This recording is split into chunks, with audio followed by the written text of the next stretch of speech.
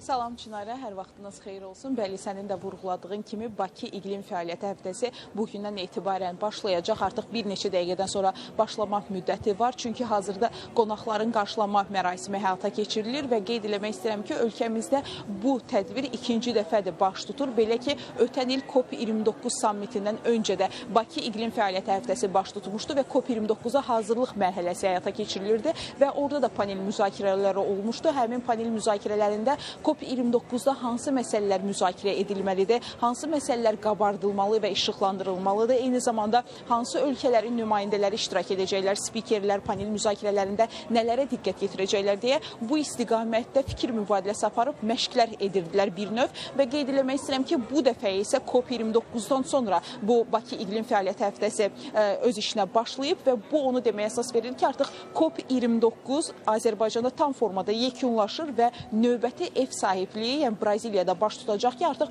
bu istiqamətdəki məsələlər müzakirə olunacaq və burada ilkin olaraq açılış mərasimində Muxtar Babayev, Nigar Arpadarayi, eləcə də Yalçın Rəfiyev iştirak edəcək və onlar da fikir mübadiləsi aparacaqlar. Növbəti buraxılışlarımızda hansı məsələlər üzərində danışıqlar gedəcəksə, həmin informasiyaları izləyicilərimizin diqqətinə çatdırmağa çalışacaq. Ancaq bir daha xatırladıram ki, biz buradayıq media nümayəndələri və media nümayəndələri arasında xarici nümayəndələr də yer alır, qonaqlar arasında da xaricilər var və eyni zamanda COP29-a daha doğrusu COP30-a ev sahibliyi edəcək Braziliyadan da nümayəndələr var ki, onlar da öz fikirlərini burada qeyd eləyəcəklər və biz də izləmədəyik. Növbəti saatda başladığı təqdirdə tədbirdən ən son informasiyaları diqqətinizə çatdıracağıq.